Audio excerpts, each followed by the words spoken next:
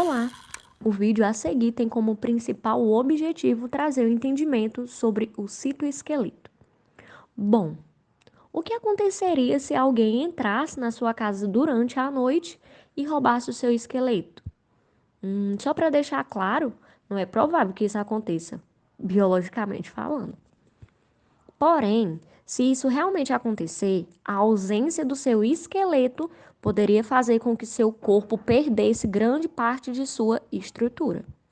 Sua forma externa mudaria, alguns de seus órgãos internos se deslocariam e, muito provavelmente, seria bem difícil andar, falar ou se mover.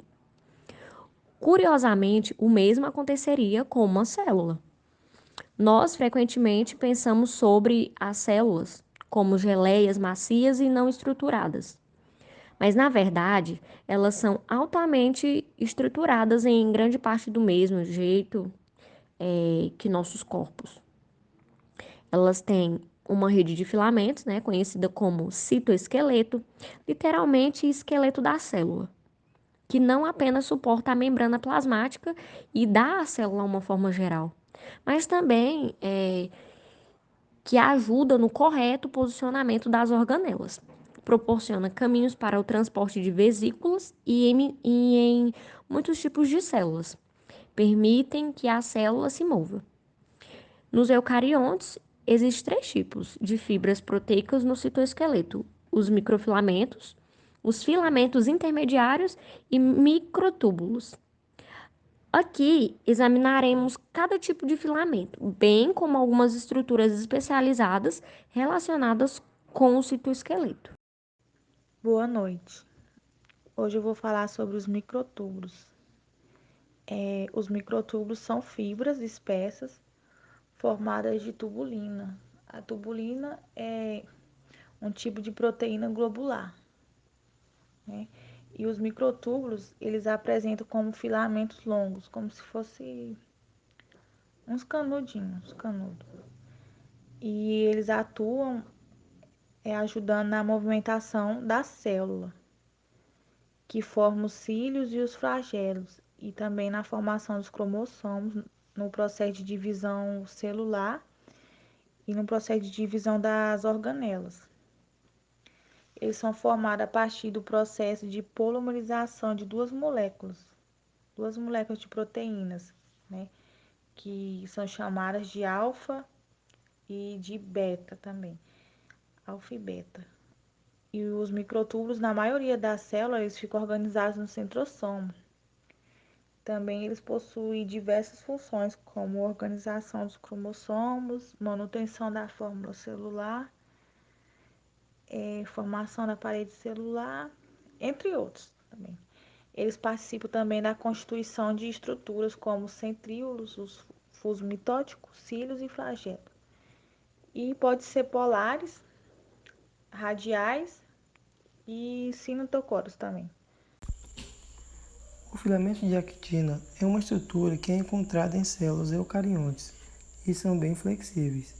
Tem como formação uma proteína chamada actina e tem uma espessura de 6 a 8 nanômetros.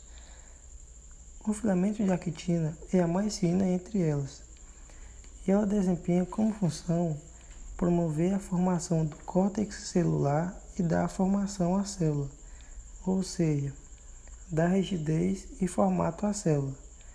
São formados por proteínas globulares.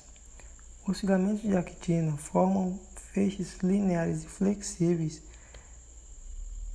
que sustentam a membrana plasmática e, junto com as proteínas motores, faz a locomoção celular, seja ela no transporte de vesículas ou outros. Os filamentos intermediários possuem esse nome devido ao seu diâmetro estar entre os dois outros filamentos proteicos. Com aproximadamente 10 nanímetros de diâmetro, não são tão espessos quanto os microtúbulos, nem tão finos quanto os microfilamentos de actina. Sua principal função é permitir que a célula resista a choques mecânicos sem sofrer lesão ou laser. Por isso, o filamento intermediário são o componente mais resistente do citoesqueleto. e não sofre alterações de tamanho e forma.